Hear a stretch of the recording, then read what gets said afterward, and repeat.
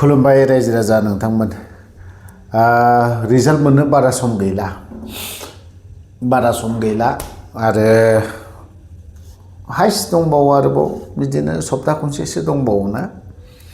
बेफोरबायदिनो बयबो गावबा गाव दोलोखौ लानानै अंक खालामनाया गोबां जायगायावनो बाजारनो दखाननो गय दखान साहा दखान ना बायदि रोखोम जायगायावनो जेराव सुबिदा मोनदों बावहायनो अंक जेराव सुबिदा मोनदों लामा सामायाव जिरायदों बावहायनो अंक ना मेथ्स खालामनायबाय थादों बाथ्राया जाहैबाय मा रायजो राजाया बेबाराव सोरखौ अनसायमारगोन इउपिपिएल फोरनि दोलोनि कयेकजनफोराथ' बुंदों गैयाब्लाबो 8था 9था 8था 9थाखौथ' अंक दालाबोथ' ओमफ्राय आरो बिपिएफ दोलोनियाबो बुंलायसो गारदों 100आव 100 माने 15थायाव 15था आरोखि 15थायाव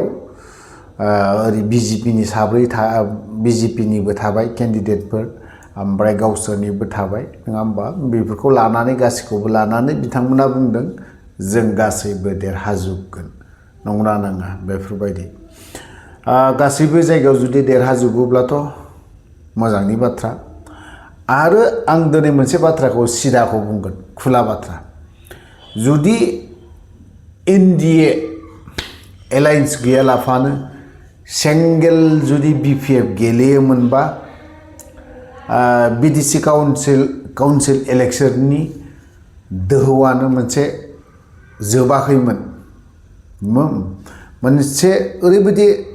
बिपिएफ दोलोखौ सरकाराव फैनांगौ लाबोनांगौ रायजो राजाया दिनै सरकाराव लाबोफिनदों बिपिएफ दोलोखौ फैनांगौनि थाखाय बा पावाराव फैनांगौनि थाखाय रायजो राजानि भट थुनायाव दिनैहाय बिपिएफ हान्जाया 28था मोनदों 28था मोनदोंबा 28था बियाबाव बा जायगायाव देरहाय एमसिएलए लाबोनो हादों बिसोरो रायजो राजाया बजबदों अनसायदों बिनि गुदुं बारहावा बारनायानो जोबाखैमोन एमएलए इलेक्शनसिमहालागै रासिन बिपिएफनि भटआ बे बाराव काउन्सिल इलेक्शनाव जायफ्रा भट होदोंमोन बिसोरबो किन्तु बे बारावहाय बिपिएफनो होआखै दै प्रायानो दिनै बिपिएफ दोलोआ हान्जाया बुंना लानो हागौ होआखै भट मोनाखै भटआवनो दा गुबुनखौ आं बुंनो थाङा शिवली मेदामनावनो आं दिनै खुला बाथ्राखौ बुंगोन शिवली मेदामानो जायगा जायगा भटखौ मोनाखै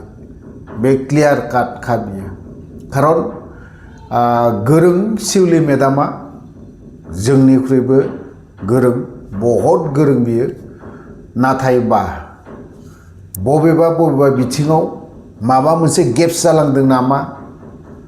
नैबे बुस्थुखौसो बुंदों आं बबेबा गेप्स जालांनोबो हागौ नैबे एमएलए इलेक्शनाव मानो थाखाय गावदों बेखौबो बिपिएफ दोलोनि दैदेनगिरिफ्रा मोनथिजोबखागौ बेखौ आं बुंलायनांगौ दरखार गैया बा सोरबाया नों बुंनांगौ दरखार गैयालै बेखौ मिथिखायो बे खोथायाखौ बुंहरनोबो हागौ एडभान्स आं बुंहरखाबाय मानो होननानै बुङोब्ला एनडिए जानाय लगे लगेनो दिनै जाय भटखौ दिनैहाय मुस्लिम सम्प्रदाया बिपिएफ दोलोनो भट होदोंमोन बे मुस्लिम सम्प्रदायनि माखासे भटआ दिनैहाय इउपिपिएलआव थांदों बियो रोखा बावहाय ना होनो हाया खम भटआव जुदि देरहायोब्ला देरहाद्राया नङा देरहागोन बिपिएफआ खारन बिथांमोनजों बिपिएफ दोलोजों मोननै हान्जाया एलायन्स जानानै दं एजेपि जाना थाबाय ओमफ्राय बिजेपि बिसोरनि भटआ थख'नै बिपिएफनाव फैगोन बे हिसाबै देरहालांगोन नांगौ बायदि पइन्टआव देरहाहैनाय नङाफोरबायदि मोनदों बिदिनो एसे एनै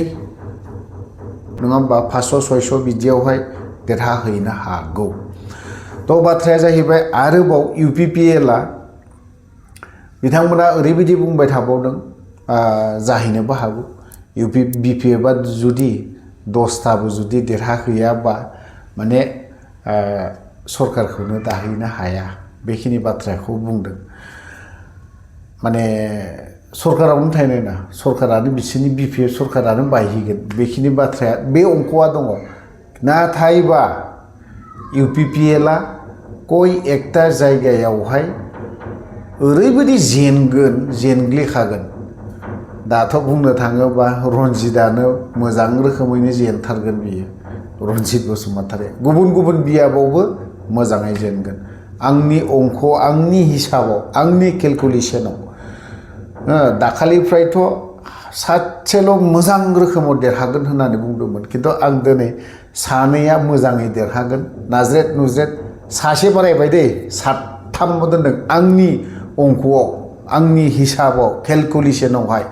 आं जेराव जेराव गिदिंदों सानैया हाइस्ट मार्जिन मोजां मार्जिनाव देरहानो हागौ ओमफ्राय सासेया नाज्रेट नुज्रेट खुनुरोखोम देरहाहैनो हागौ 500-600सो बारा मोननानै देरहाहैनो हागौ मोनथिबाय साथामसोआ हाइस्ट साथाम देरहागोन बिनि गोजौआव थाङा बिनि गोजौआव थांथारनो हाया आरोखि माबाया UPPLनिफ्राय आंनि हिसाबावसो दे बियो दिनै खाथा कलम लानानै अंक खालामनानै खोन्थाया दा मेन बाथ्राया जाहैबाय मा BPFनि माखासे उइक पइन्टआ माने जों 28टा देरहाखाबाय माने ओरैबायदि स्ट्रं ओरैबायदि गोरा ओरैबायदि माने अभार कन्फिडेन्स नाथायबा बिसोर 2030नि बाथ्राखौ सानहराखै 2030नि अंकखौ सानाखै दा जों थाखाबाय 30आवबो जों बेफोरबायदिनो देरहागोन किन्तु 30आवनो रायजो राजाया जुदि अनसायाबो जानो हागौ दिनैहाय सरकार दानाया 6 दानबो जायाखै जेरैबायदि खारदों जेरैबायदि माबाजों थांदों सानसे समाव सार चन्दन ब्रह्मआ बुंदोंमोन बेनि स्पिचखौ आं मोनसनाखै बे स्पिचआ बिराद गुरुत्वपूर्ण आरो बे बाथ्राफोरखौ बियो ओरैबायदि सिरियासै बाथ्रा बुंदोंमोन गोसो सिंनिफ्राय ओंखारनाय बाथ्राफोरखौ मोनदांदों आं आरोखि बिनिखौ सार चन्दन ब्रह्मआ ओरैबायदि बाथ्रा बुंदोंमोन सार प्रमदखौनो बुंदोंमोन जे नोङो ट्रेक्टरा ओरैबायदि स्पिडआव खारदों बियो बेलथाय हैगोन बा जोख्लोब हैगोन खांग्रां हैगोन बे खोथाखौ बुंदों दा बियो बेसेबां गिदिर पइन्टनि बाथ्रा बियो थाङै थुङै बेलथाय हैमारदों लामा ससेयाव थांनाय बाराव नै BTCआव देरहाहैयाखै 7 जनल' देरहाहैदों मानो सार चन्दन ब्रह्मआ ओरैनो बुंहराखै बियो बिनि माखासे बाथ्राखौ दा सेम टु सेम BPFआबो उनाव बेफोरबायदि जाहैयाथ' 2030नि खोथाखौ सानहरनांगोन बा 100 बोसोरनि बाथ्राखौ सानहरनांगोन माबायदि राजनितिकखौ खालामोबा मोजां जागोन नाथाय जों सोरबा BPF दोलोनि दैदेनगिरि बा BPFनि वार्कार BPFनि मेम्बार BPFनि जेसेबां सोद्रोमाफोर आं बिसोरखौ एडभाइस होआखै बा बुजायाखै आंनि गोसोनि बाथ्राखौसो आं फोरमायदों गोलाव बाथ्रा जाबाय गोलाव बाथ्रा बुंबाय गोलाव खोथाबो बुंबाय बावहाय जुदि माखासे बाथ्रा बुंनाया गोरोन्थि जादोंब्ला गासैबो रायजो राजानियाव क्षमा बा निमाहा बिनानै आं बावहायनो दोनथ'नाय जाबाय जय बर' हारिनि